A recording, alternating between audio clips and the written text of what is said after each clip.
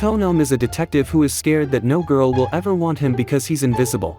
However, when his blind coworker notices him and starts giving him attention, he falls for her and rizzes her up, so he can start a life with her. The story begins when Tonom arrives for work and is noticed by his blind subordinate, Yako. He asks her how she could tell it was him, and she says she can smell him, which makes Tonom start sniffing himself, thinking he stinks.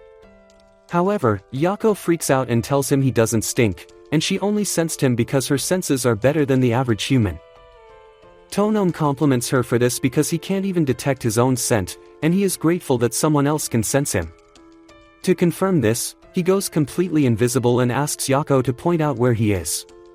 Yako listens closely to his footsteps and realizes he is at the door, and Tonom confirms this. Realizing she's the only one on the planet who can find him, his heart begins to race, so he asks her to join him for dinner that evening. Yako is shocked because she wasn't expecting to be asked out like that, but she agrees to join him. On the way, Tonom asks if she has any preferences or allergies, but she says she's cool with anything since she doesn't go out that often. Realizing she might not know any restaurants, Tonom offers to take her to a spot and begins leading her there. Along the way, Yako notices something off about him and assumes he doesn't have any restaurants in mind. She begins feeling bad because she's a blind workaholic who doesn't go out, but she snaps out of it when Tonom asks if she can sense something delicious. Yako admits she can and points to a restaurant. Tonom is glad because he's picked something that will suit her taste. Since it's his first time at this restaurant, Tonom goes with the house recommendation, and Yako likes it. She smiles as she remarks that it's her first time eating out with someone from work, but is stunned when she realizes she's actually on a date. She snaps out of it when Tonom gives her a piece of his meat to eat, but Tonom notices her mood and asks what's up. She says the outing feels like a date and she isn't sure what to think, so Tonom tells her it's a date. Seeing Yako's nervous face, Tonom walks up to her and places her hand on his heart so she can feel it racing and know that he gets nervous too. However, everyone in the restaurant starts looking at them like they're crazy. After they finish eating, Tonom asks for Yako's hand so he can lead her to the station, but she becomes shy because they'll look like a couple. Tonom tells her not to worry because YouTube can't demonetize this video even if he develops a plot with her on screen, but Yako tells him he doesn't need to go that far. She begins tweaking and opts to walk on her own using her stick, and Tonom realizes she's flustered by the last thing he said. Yako can already tell that he's grinning at her, which surprises him, though he promises never to hide his emotions from her. After that, he holds her hand and escorts her to the train station, but when she arrives home, she starts rolling around on her bed because her first date with him went well. The following day, Yako sits in the office thinking about the first time she met Tonom. Back then, he seemed so nice to her, and his voice was so soothing that she would wet the floor after hearing him. She also liked how elegantly he carried himself and wished they'd smashed, because no one would even notice, since his sausage was invisible. Currently, Yako dismisses the thought because she only went out with him once, but she wonders what he thinks of her. She also wonders what life is like for him because normal people can't see him, which makes her ask if he wishes she could see him. Tonom tells her he doesn't really care much about it because he is used to being invisible, but he is grateful that Yako is okay with feeling him instead. That afternoon, Yako bumps into Jirashi, her colleague, who saves her from falling to the ground. At the office, Yako bumps into Kikira, another colleague, who helps her to her table. While the others are working, Yako asks if they notice anything strange about her appearance, and Jirashi realizes she might be trying to impress someone. She compliments Yako's looks and claims she's a love coach in case she needs any advice on romance. Yako claims she's a good girl because she hasn't been getting enough vitamin D lately. All of a sudden, Tonom enters the office and asks to touch her hair, and Yako agrees, although the head pat makes her pickle start tingling. When Tonom is done, Jirashi is flustered because their boss is the guy Yako is simping for, so Yako turns red and dodges the conversation.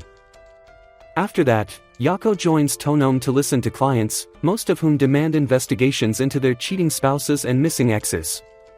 The following day, Tonom heads out to follow up on a lead, and he turns fully invisible when the guy he is tailing turns back. As the guy walks away, Tonom remarks that life as an invisible man is great, but he eats those words the moment he runs into a kid who can't see him. In the meantime, Yako is in the office listening to an audiobook about how to make happy sounds in the bedroom. When Jirashi asks what she's listening to, she lies that it's a normal audiobook to avoid being called a plot addict. Jirashi finds the book cool but mentions that she can't really follow what's being said, which shocks Yako because Jirashi is a wolf. Jirashi explains she isn't great at hearing or sniffing stuff by default and can only do it when she's locked in. Yako says she knows because she's checked Jirashi's reports. She then asks Jirashi for help reading a receipt on her table and finds that Jirashi spent a lot of cash on McDonald's. Jirashi says she's on heat and that her appetite has gotten worse, so Yako smiles and tells her to get a man instead and stop spending company funds on food. Feeling embarrassed, Jirashi leaves, but not before showing Yako where her phone is. Later, Yako checks the time and realizes Tonome has been out for so long. A bit later, Tonome returns, but when Yako calls out to him, he ignores her, so Jirashi tells her no one's there. Kikira then notices blood stains on the floor and assumes Yako is hurt, but Yako denies being injured. Afterward, she figures the blood is from Tonome and heads to his office with a first aid kit to see what's up. When she arrives, Tonome scoffs because he can't fully hide himself whenever she's around, so he reveals that he ran into some trouble earlier. Before now, he had hosted a married goblin couple and proved that the husband was a serial cheat. The wife was pissed and threatened to air fry her husband's sacks for sleeping around, while the cheating goblin was upset that his wife sent a detective after him. When Tonome saw things getting out of control, he tried to calm them down but ended up getting hurt. Presently, Tonome narrates everything that happened to Yako, who feels bad for him, but Tonome tells her not to stress because he and his client are fine. He finds it weird that his blood ceases to be invisible when it leaves his body and reveals that his clients were shocked when they saw it. However, Yako is bothered because his injury looks deep, and he notices she's worried. While he dresses the wounds, he tells her the injuries aren't that bad and that it only looks worse because he bled more than expected. However, Yako is scared because if he bleeds too much, he might die, so she asks if there's anything she can do to help. Since she's persistent, Tonome tells her to help with the bandage, and then he reveals he snuck into the office so she wouldn't be worried about him. While he covers his wound, he mentions that he feels ticklish around the area and also reveals that he's naturally ticklish. When Yako asks if she can tickle him, Tonome refuses because it might lead to something else.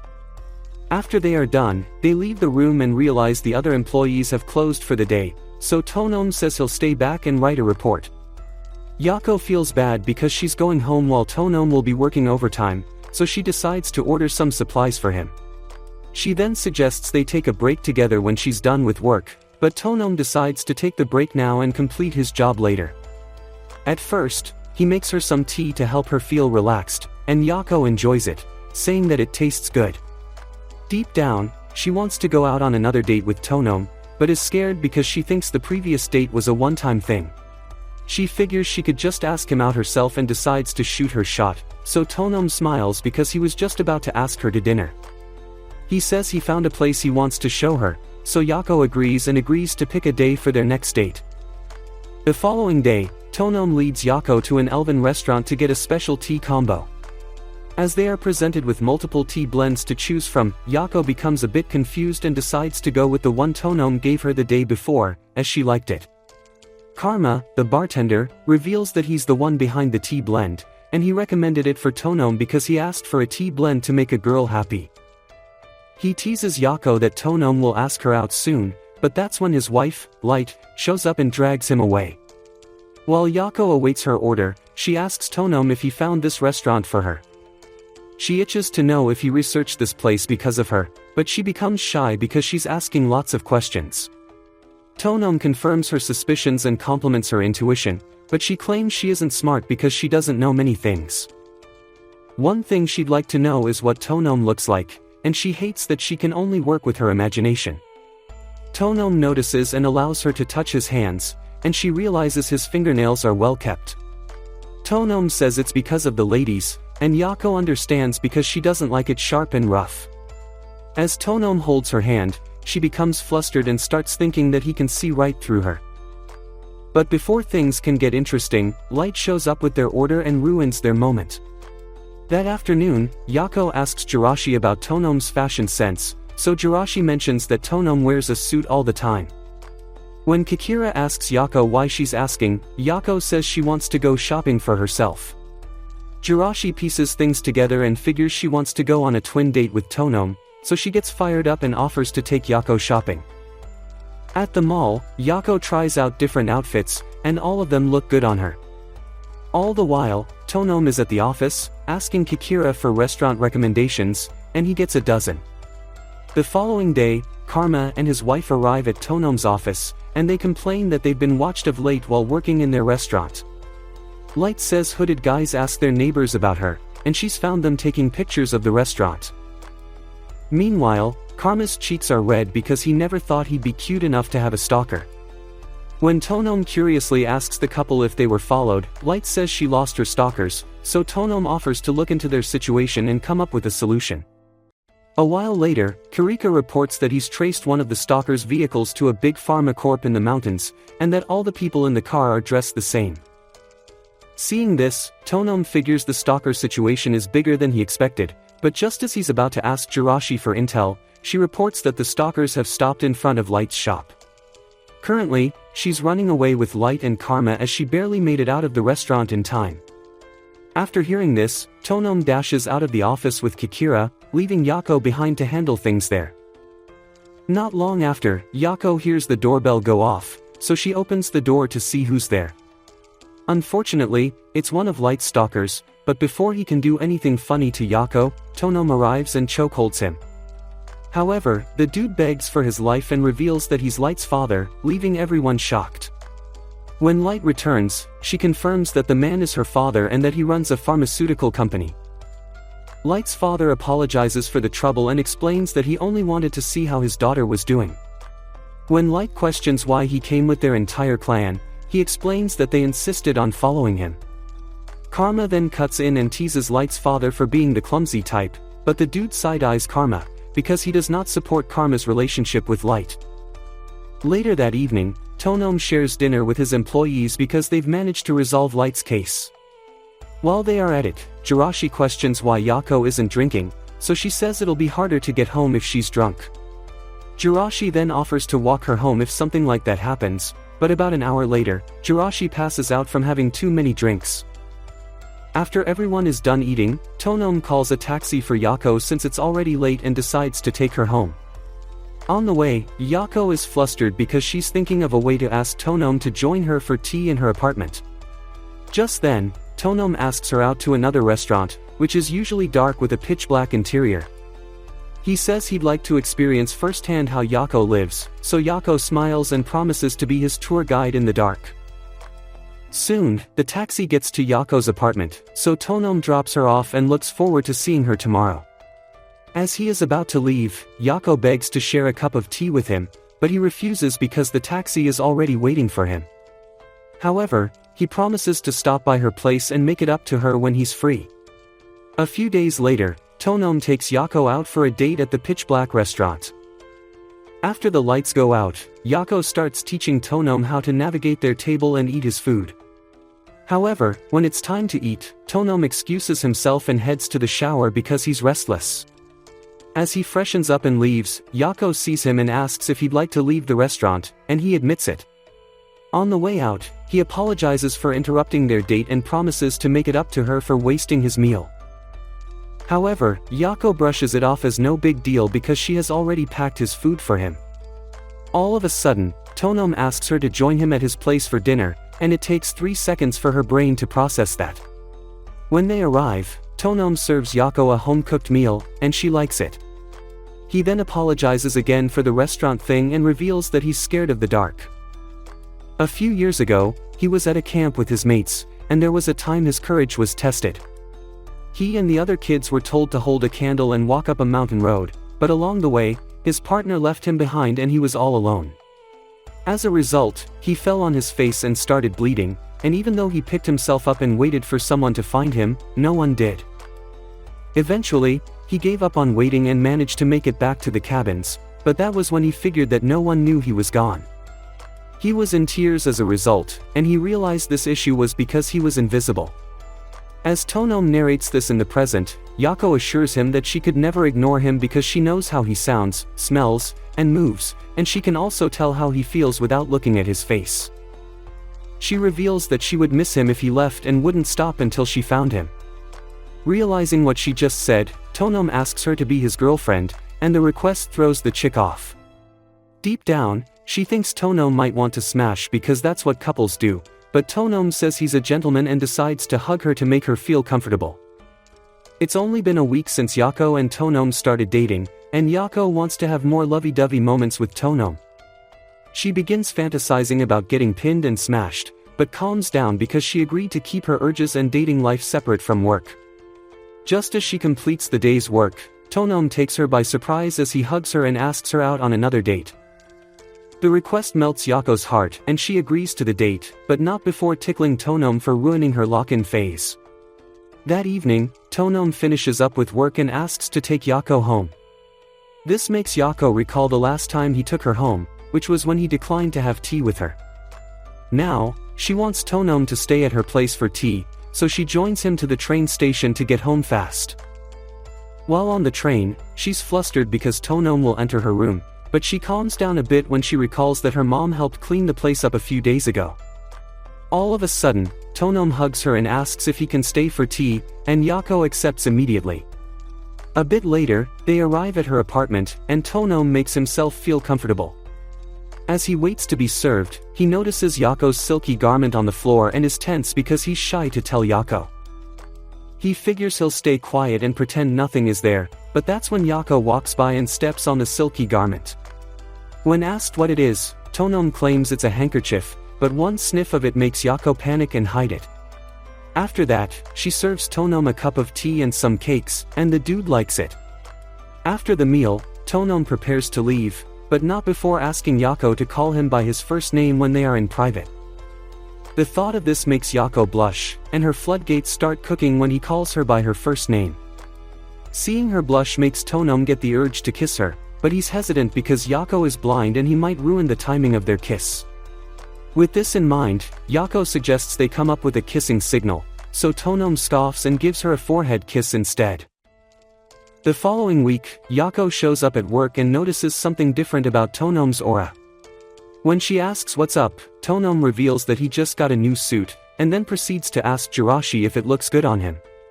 Jirashi says she can't rate his looks because he's invisible, but the comment makes Yako realize that Tonome is a bit hurt by that. She wants to help, but can't because she doesn't know anything about clothes. However, Kikira compliments Tonome, saying that the suit slaps hard, and Jirashi feels the same way too. Feeling hyped, Tonome meets Yako and asks her to cop a feel of his suit, and when she does, she likes it. She even compliments him and asks if he likes fashion, but the dude says he only likes buying clothes, since it's the only way he can express himself. Watching from behind, Jirashi asks Tonome how he can make his clothes invisible, so Tonome explains that his body produces a chemical that makes him invisible, and he can extend the invisibility to his clothes. As he demonstrates this, Yako asks if he can make her invisible, so Tonome tries it by holding her hands, but it doesn't work. All the while, Yako is flustered because she just locked fingers with Tonome, and she wonders how fast his fingers are.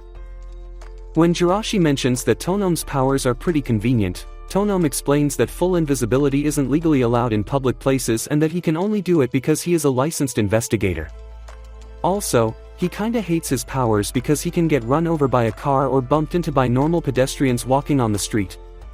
After work, Yako stops by Light's tea shop with her mother to try out some tea. Yako's mother likes the place because it has a variety of tea flavors. Meanwhile, Light is wondering if Yako has told her mother about her relationship with Tonome. A few days ago, Light stopped by the office with her loser husband and offered everyone a tea treat to thank them for the help last week. As Tonome accepted the token, Karma started teasing Yako for dating her boss, so Light yelled at him to shut up and dragged him out of the office. Currently, Light figures Yako hasn't told her mother anything, and decides not to say anything about Tonome either.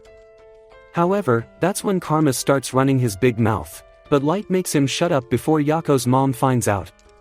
Unfortunately, it's too late because the lady heard Karma snitch, and now she looks forward to meeting Tonome in person. Later at work, Jirashi and Kikira notice Tonome and Yako trying to avoid calling their first names. Both colleagues try their best to stay out of it, but Kikira gets fed up and tells the couple to stop pretending because it's already obvious that they're dating.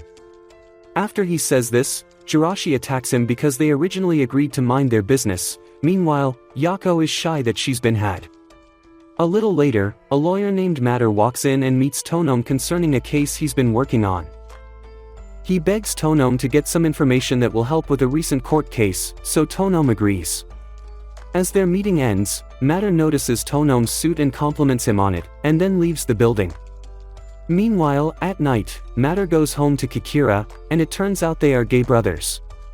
While they talk, Matter pushes for Kikira to make their relationship public at work, so the dude finally agrees. The following day, Kikira introduces Matter as his boyfriend, and Jirashi is shocked because she doesn't know why Matter finds Kikira attractive. Matter blushes and says he's been a thing with Kikira since high school, but before he can get into the bromance details, Kikira side-eyes him and threatens to be the top tonight. The following week, Yako is down with a bad cold, so Tonome calls and asks to visit. She agrees instantly, but after the call she realizes her mom is around and is shocked, but calms down when she notices that her mom isn't in the room. Not long after, Tonome arrives, and Yako invites him in. He then heads to the kitchen to make breakfast for her, but after he is done, he offers to feed her, which makes Yako blush. All the while, Yako's mother is in the laundry room, and she's fully aware that there's a dude with her daughter. When she decides to show herself, she finds Tonome in a weird position with Yako and starts explaining that she didn't mean to interrupt. Tonome is shocked to his bones because this isn't a good first impression, while Yako wishes the anime gods would take her life. The following week, Matter shows up at Tonome's office with an invisible client named Aya. Tonome is stunned to see her because their kind is rare, and Aya feels the same way. She introduces herself to Tonome and is excited that she's getting help from someone like her.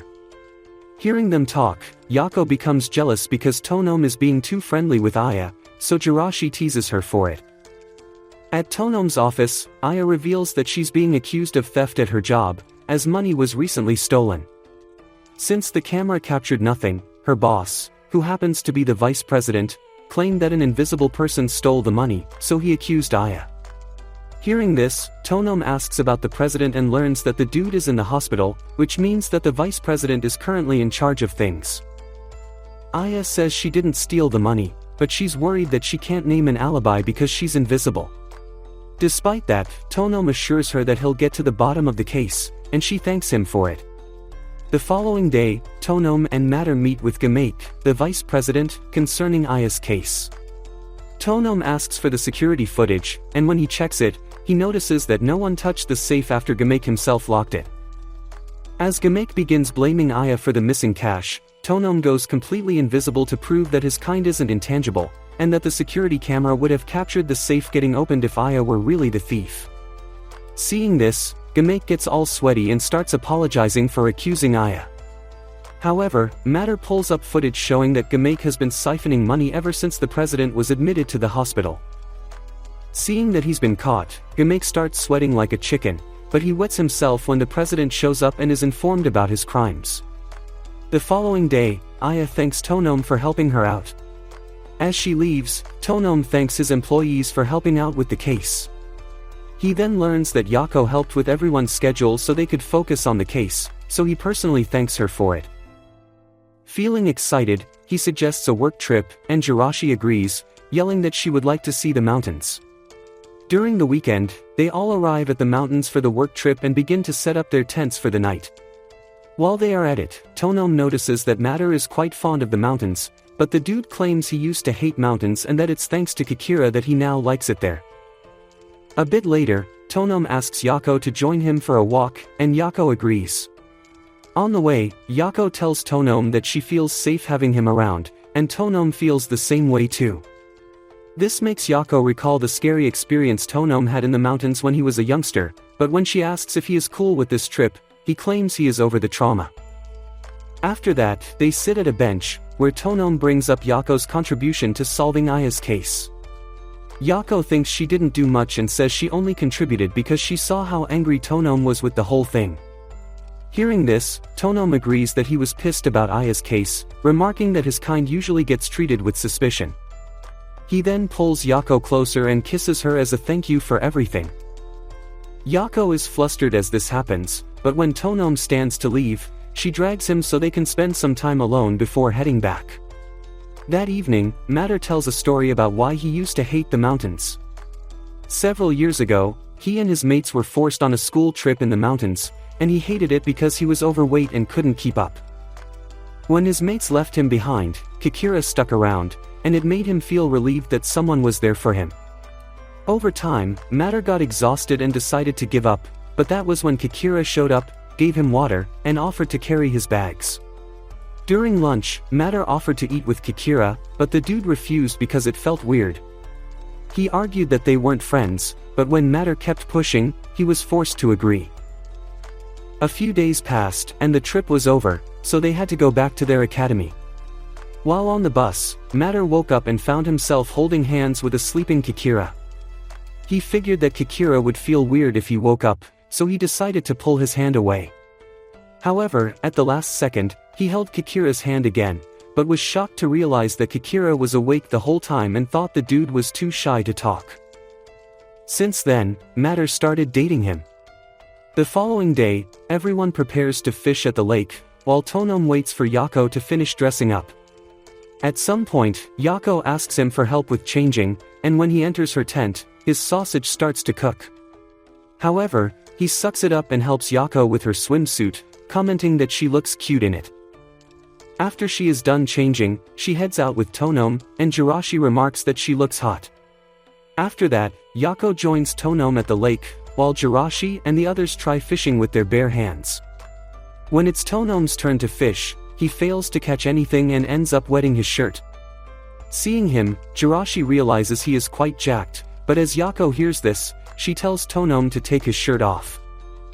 Tonome is skeptical about this because his shorts will be on display if he takes his shirt off, and it'll allow others to get an aerial view of what he's packing.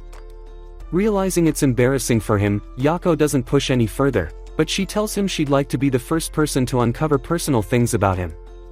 As Tonome hears this, he smiles and apologizes for being insensitive, but before he can kiss her again, Jirashi shows up and ruins everything.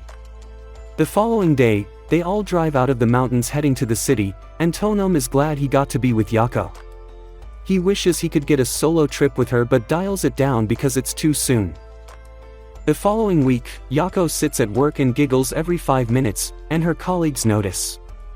They wonder what's up with her, but they don't know that she's creeped out about the kiss she shared with Tonome during their short trip. Yako keeps giggling because the kiss with Tonome was her first, and she hates that she hasn't had any bedroom experience. Later, after the day's work, Tonome decides to walk Yako home and suggests stopping by a bar to grab a drink. Yako agrees, but is a bit flustered because Tonome is relating to her as if their weekend kiss didn't happen.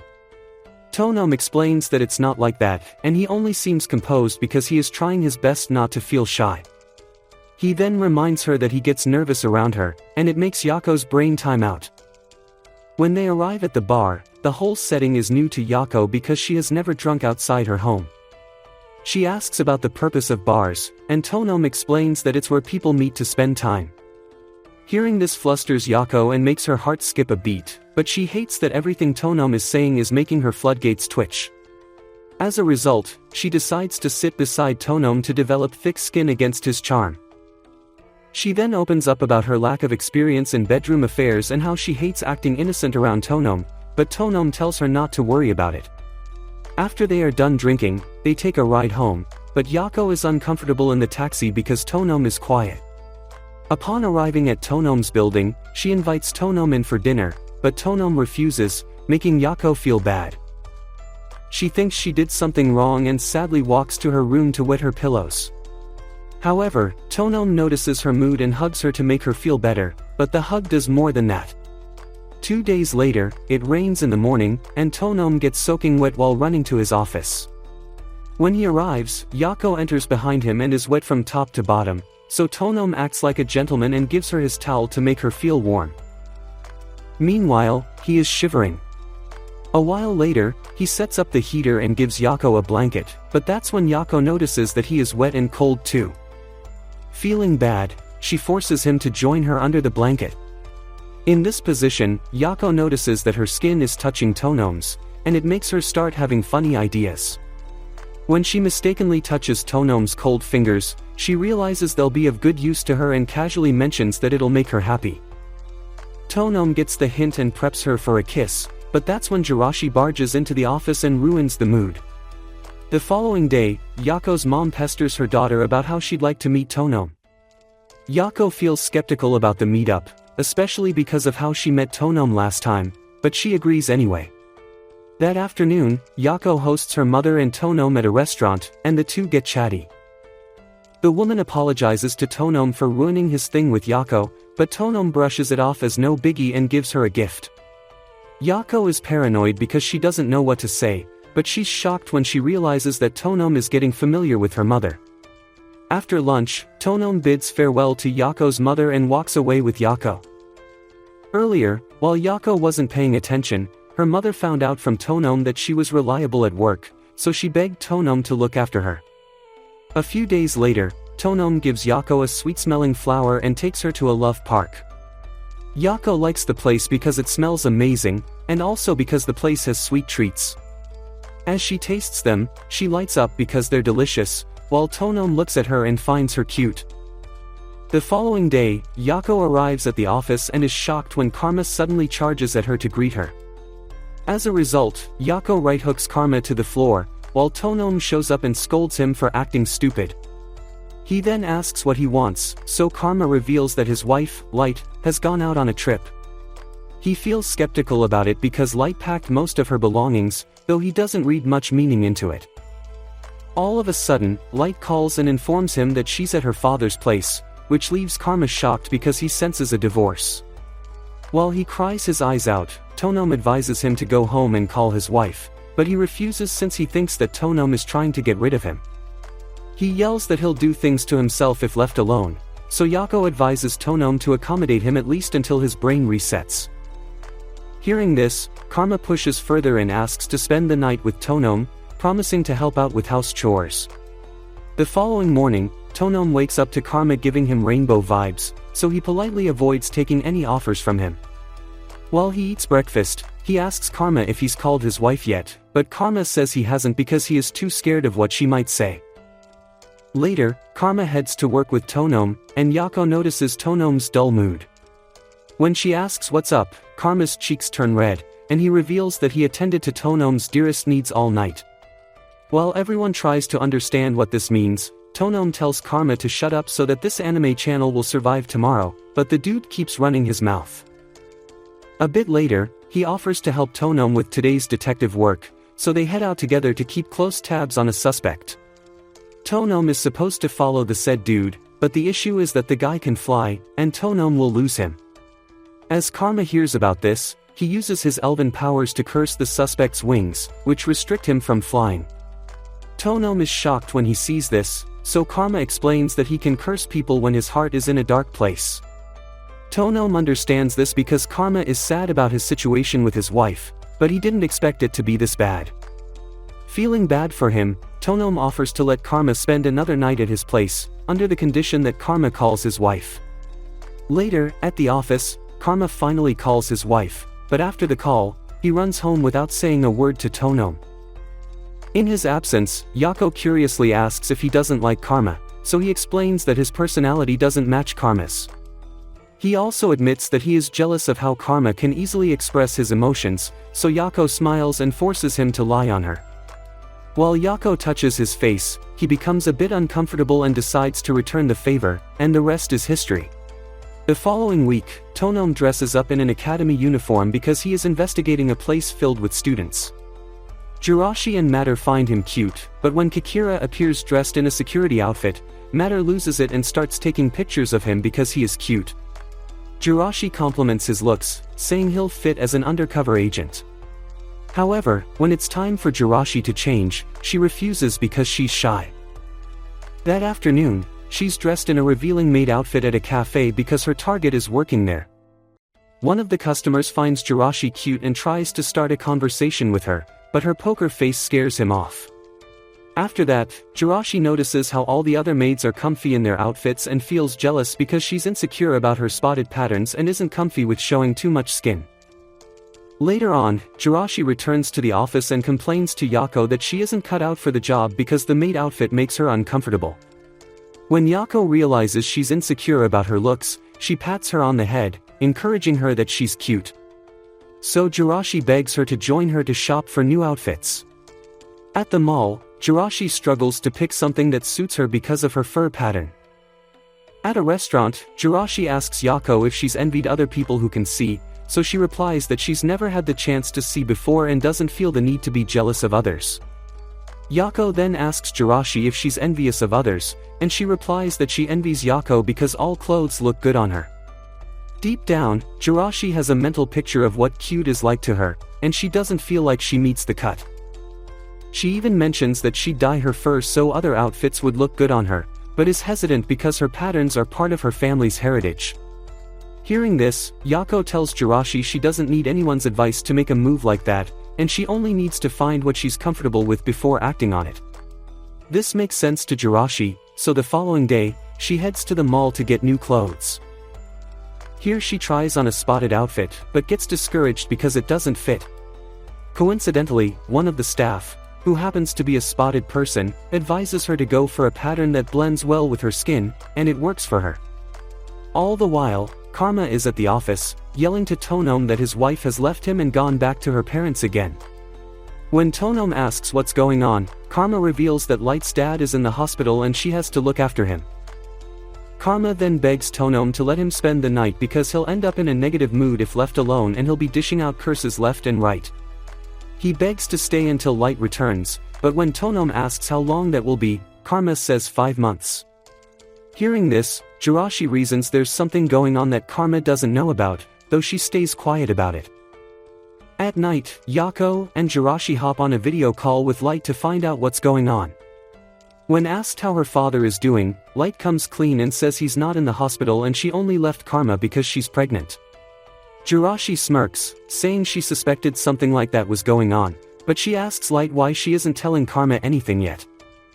Light says it's because of Karma's dark elf curse powers, which often counter her powers of blessing. She also adds that her elven race has a low pregnancy rate, so whenever one of them gets pregnant, her whole clan makes a big deal about it. Normally, she'll have to spend time in the sacred elf forest in the White Elf village, where multiple rituals will be performed to ensure a safe delivery. Hearing this, Yako starts wishing she was a pregnant elf so she would get princess treatment like Light, which makes Light laugh. After that, Light says Karma will blame himself if anything happens to her or the baby, which is why she's keeping the pregnancy from him. The following evening, while Yako is walking home with Tonome, they coincidentally suggest having the same meal to survive the cold weather. Yako suggests they use her place, so Tonome agrees and helps out in the kitchen. While they're at it, Tonome is scared that Yako might cut herself because he feels she doesn't know how to use a knife, but she proves she's a pro. After that, Tonome remarks on how close they've gotten over the past few weeks, and he likes that he's been able to learn a lot about Yako. Yako feels the same way and remarks that she's noticed a distinct smell that comes with him, so Tonome says it's from his cologne. He then asks if she would like to smell him again, so Tonome suggests he take his clothes off so she can get the real thing. Hearing this shocks Yako to her bones because she isn't ready for that, so she tells Tonome to calm down. A bit later, they sit together to enjoy dinner, and they both like the meal. All the while, Light is thinking about her predicament and decides to text Karma for an audio call. Over the phone, Karma is excited to speak to Light and mentions that he can't wait to see her in 5 months' time. Hearing this, Light is shocked that he isn't pissed, so she reveals that she's pregnant. She says she left because she has more resources at her dad's and that she's also keeping other secrets from him. Karma asks why she kept her pregnancy a secret, so she reveals that he wanted to run away when it was time for them to get married because of his curses, and she felt he was going to do the same thing if she broke the news of her pregnancy. Now, she feels that he will run since he knows the truth about her, but Karma shockingly tells her that he knew she was pregnant. Apparently, he called her dad, who she claimed was sick, and wanted to check on him, but the dude yelled at him and told him to stay away from his grand offspring, and that was what gave it away. Light, although in tears, is a bit relieved to hear this because it means Karma isn't going to run, but she refuses to tell him the other secret even when he asks. The following day, Jirashi heads to the mall to get some clothes, but this time she meets a different staff member. Since the staff isn't spotted, she subconsciously recommends outfits that don't meet Jirashi's style, so Jirashi asks to see the other dude who attended to her. A bit later, the guy shows up and Jirashi summons the courage to ask for his help. He agrees and pulls up a cute office outfit, which fits perfectly when Jirashi tries it on. He then compliments Jirashi's shape, calling her cute, but Jirashi doesn't believe this because if she was cute, she wouldn't need his help. Feeling bad for her, the dude hands her his business card, telling Jirashi to reach out to him for help because he's looking to open a store for spotted people who have issues with picking clothes to buy. The following week, Tonom stops at a flower store with Yako to get some flowers for the office. Here, the store owners, who are a married couple, attend to Tonom, and the dude is surprised that the husband is an Oni. Yako finds this romantic because the wife is human, which mirrors her interspecies relationship with Tonom. After Tonom is done at the store, he heads back to the office and notices Yako sniffing the flowers a little too much. When Tonom asks her if she's always liked roses, she says she started liking them ever since he got her one, leaving him speechless. The following day, Yako is out walking in the streets but trips and falls over almond fruits. While she tries to figure out what just happened, an Oni named Yu shows up and apologizes for making her fall because he kicked the almond tree. Yako, realizing the dude is young, doesn't believe he has the strength to kick a tree like that until Yu reveals he's an Oni-human mix. He explains that although he is strong, he has issues controlling his strength, and he was taking out his frustration on the tree because he mistakenly injured his friend. After hearing this, Yako sympathizes with him and offers to help out with his friend's situation. After she's done talking to him, he heads off and meets his friends, offering a new way to play with them without getting them hurt. The following day, Tonom sits in the office trying to figure out a case on a humanoid chicken who is allegedly selling illegals on the black market. Karma is interested in the case because he helped track the dude down, but he pauses the case when Yu shows up to see Yako. Turns out, Yu is interviewing people of different professions for his school project, and Tonom is open to sharing a thing or two about his job. However, Yu sees the humanoid chicken's picture on Tonom's desk and says he recognizes him from a certain street. Immediately, Tonom asks for the dude's last location and then heads out to track him down. As he leaves the office, Yu figures he is onto a job, so he comes up with an excuse to leave the office as well. Outside, he trails Tonom because he is eager to know what a detective's work is about, but he somehow loses Tonom's trail. As he runs off looking for Tonom, Tonom appears behind a tree, wondering why the dude is following him. After that, he uses another route to find the chicken guy, and he sees the dude in an active smuggling operation. While it's going down, one of the chicken's goons finds Yu taking pictures of them, so he's questioned about whether he's a spy. Yu explains that he's just messing around, but struggles to avoid getting tied up. When he recalls that he doesn't have control over his strength, he powers down to avoid hurting any of them and gets restrained in a room. While tied up, he wonders what might happen to him and is scared, thinking he might be sold because of his strength. As he cries his eyes out, Tonom appears in the room and tells him that everything will be fine because he's called for backup. This makes Yu feel better, but he gets excited, noticing that Tonom is using his invisibility to its full advantage to solve cases, and now he wants to be a detective like Tonom when he grows up. Shortly after, Tonom unties Yu, but that's when the goons outside cut off the power, which scares Tonom because he's scared of the dark. His experience with being lost in the dark woods still haunts him, but he tries to keep it together because Yu is also scared. When Tonom turns on a flashlight, Yu feels better and proceeds to ask Tonom why he decided to become a detective. Tonom explains that he was once lost in the woods and no one could find him, so he decided to become a detective so he could find people who want to be found. Right then, a call comes in from Yako, who asks if he's alright. After Tonom briefs her, she panics but is happy that Yu is okay. She then agrees to keep Tonom company over the phone but unalives him with a boring story about Jim Brothers.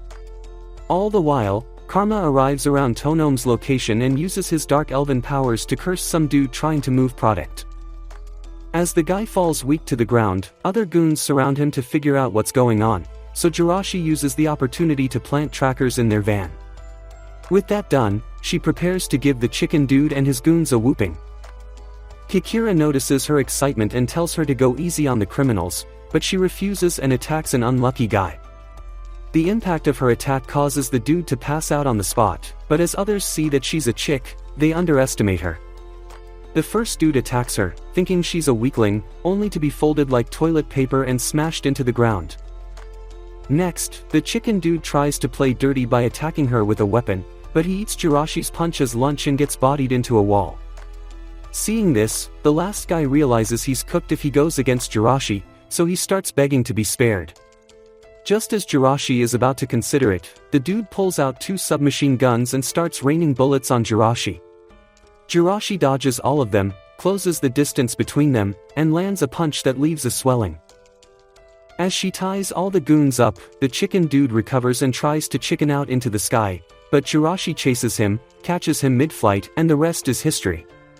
In the meantime, Karma finds Tonom and offers to help them out, but he doesn't notice when a dude tries to attack him from behind. Before he can get hit, Tonom blocks the bad guy's attack and then counters with a nasty hit that knocks him out cold. With that, Karma and you start glazing his fighting skills, but Tonom brushes it off as no biggie. Later that day, Tonom dreams about his scary experience in a dark forest, but wakes up and finds himself lying on Yako's lap. When he recalls that Yako insisted he rest on her, he asks how long he's been out and realizes he is pretty tired from work. All of a sudden, he kisses Yako and tells her that he wants her by his side forever.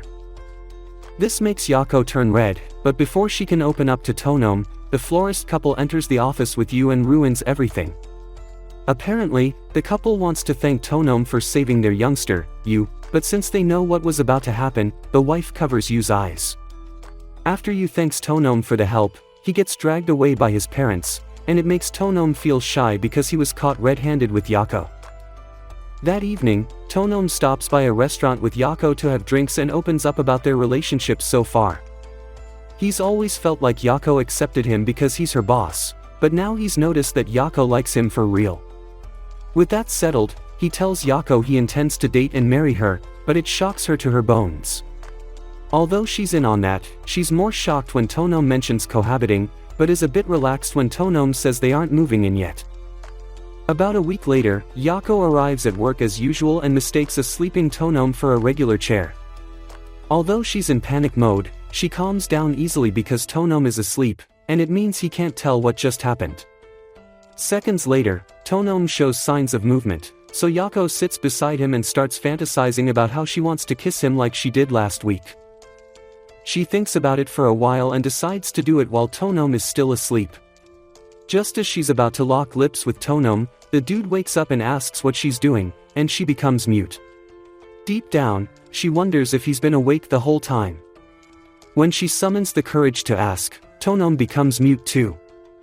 The following day, Yako is a bit uneasy because Tonom hasn't said anything about living together for a week now. Tonom notices her mood and asks what's up, so she begs him to walk her home after he's done working.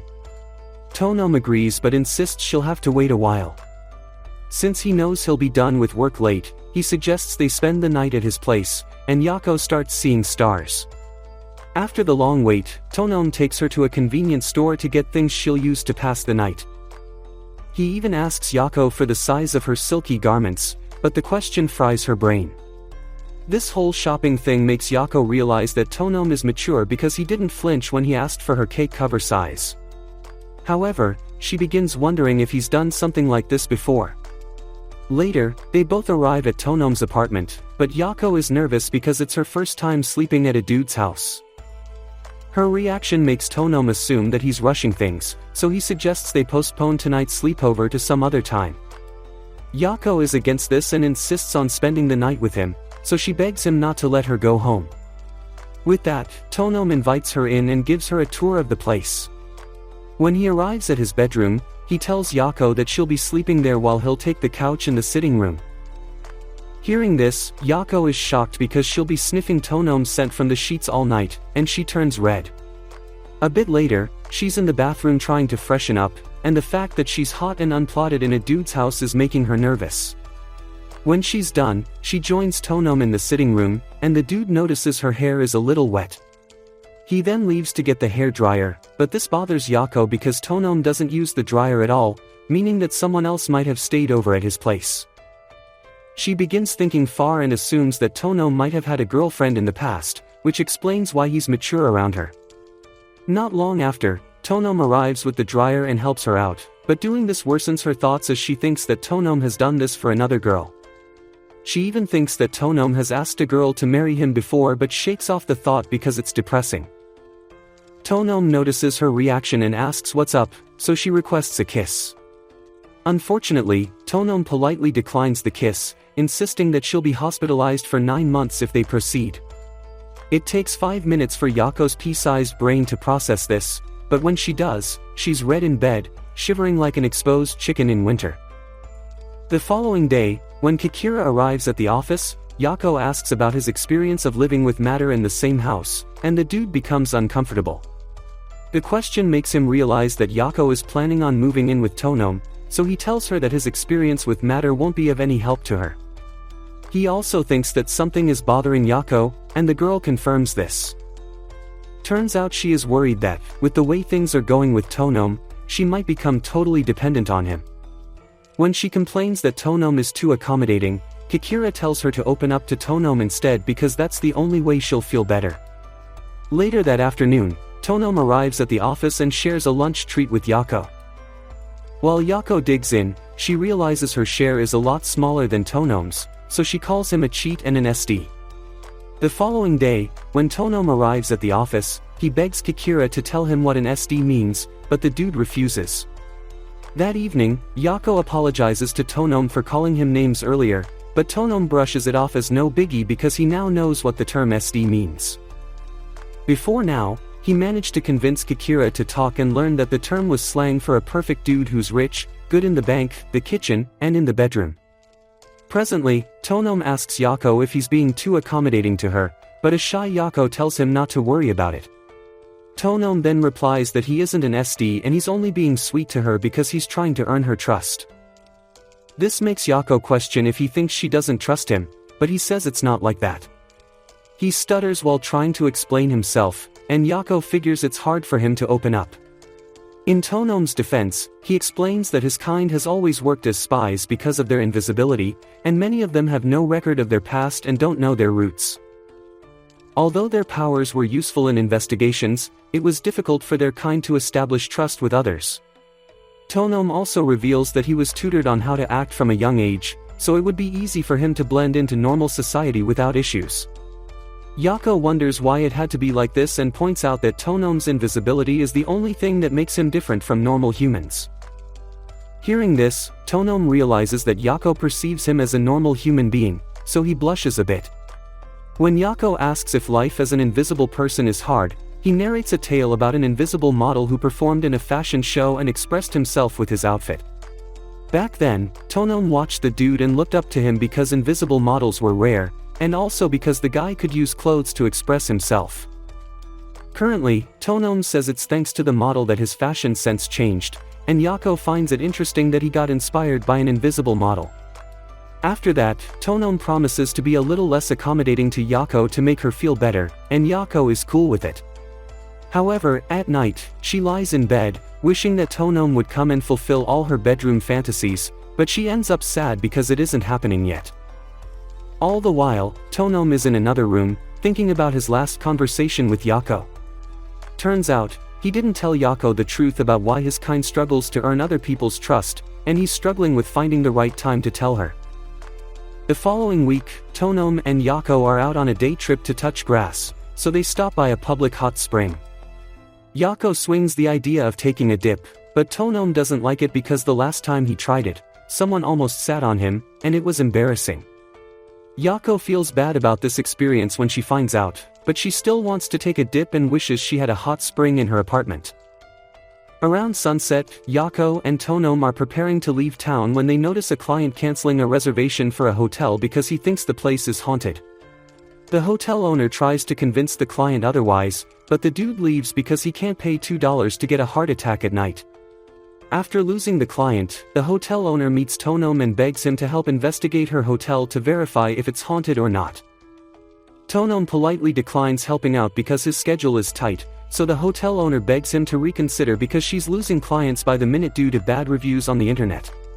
To sound convincing, she promises to let him spend the night in the best room in the hotel, fully equipped with a personal hot spring. Although Tonom likes the idea of a personal hot spring, he declines because of work, but Yako cuts in and promises to alter his schedule instead. With that, the hotel owner escorts Tonom and Yako to their lodging, where Tonom notices that the bath is visible from the main room. He's worried about this because Yako is blind, but decides to block the bath with a curtain so Yako can bathe in peace. Deep down, he wonders if something like this is what makes him seem too accommodating to Yako, but he brushes it off when Yako signals that she wants to bathe. Next, Tonom meets the hotel owner to start investigating why the place is tagged as haunted. He checks the hotel website and sees a comment about blood stains at night, dragging sounds, as well as a floating ghost, but when he asks the hotel owner if these are true, she says she hasn't witnessed them. Hearing this, Tonom realizes things are getting interesting, so he settles on starting his investigation right away. A while later, Tonom walks around the hotel and notices nothing out of the ordinary, so he heads back to his room to rest. While he's scrubbing in the shower, he recalls that the client's complaints mostly came at night, so he decides he'll wait till midnight to investigate again. Just then, Yako notices the bath's glass window and wonders why Tonom closed the curtain before she entered the bathroom. After Tonom is done bathing, she asks him to explain himself, so he explains that he closed the curtain to prevent himself from seeing her while she was bathing. Hearing this makes Yako turn red, and the atmosphere becomes weird between the two, so Tonom suggests they have dinner right away. All of a sudden, Yako hears dragging noises in the hallway and is creeped out, so Tonom volunteers to check things out. On his way out, Yako holds him and begs him to stay because she'll wet her pants if he leaves her. Tonom jokes that she'll protect him as long as the light bulb stays on, but then allows her to tag along on his investigation. Outside their room, Tonom notices blood stains on the floor, so he walks closer to check it out. While he notices that the liquid is black and viscous, he sees a floating being passing through another hallway and wonders if his eyes need changing. Yako is shocked to her bones when she hears about the floating person, but she calms down, thinking Tonom's brain is tweaking. Just then, they hear dragging sounds approaching their position, but when Tonom sees the person behind it, he cracks the entire case. At the hotel's office, Tonom meets the owner and explains that the mysterious occurrences in the hotel are thanks to her staff working there. He explains that they go about their jobs normally, but of late, they've had to keep late nights, which explains the weird noises clients hear at night. As for the bloody floors, he says it isn't something serious because one of the octopus staff has a coughing problem and frequently soils the floor with his ink when he coughs. Lastly, as for the floating person, Tonom points to a merman, highlighting that his lower body is black. As a result, people might mistake him for a floating ghost at night. Tonom also mentions that the hotel is close to the ocean and that most of the staff are sea folks, meaning that normal humans and other races alike might find the staff creepy when they are just doing their normal jobs. With this explanation, the hotel owner realizes her place isn't haunted, and she looks forward to handling the negative reviews with Tonom by morning. Later, as Yako joins Tonom back in their room, she notices Tonom is going to sleep immediately, so she begs him to kiss her. Hearing this, Tonom acts like his eardrums went on vacation and proceeds to climb into his bed. This little act makes Yako assume that something is holding Tonom back in their relationship. She keeps thinking about this and assumes she's ugly because it's the only logical conclusion as to why Tonom isn't thirsting after her. As a result, she starts crying and thinking out loud, so Tonom overhears her and is shocked. He tells her she isn't ugly, and the only reason he isn't dominating her is because of his ex-girlfriend. Apparently, he had this ex who was a hottie, and they were deeply in love. They understood each other, or so it seemed, because one day the ex got tired of hitting it with Tonom because his sausage was invisible, and it felt weird. Presently, Yako hears this story and feels bad for Tonom, and realizes he's holding back because he is scared of losing her. She then jumps on him, looking for his lips to steal a kiss, and she gets it. The little act makes Tonom feel more comfortable, so he tells her to spend the night in his bed so they can cuddle, and Yako doesn't think twice about accepting. That brings us to the end of today's video. If you watched up to this point, let's confuse the fake anime watchers by commenting, "Sweet plot." Don't forget to like and subscribe, and let me know if you want the next episode.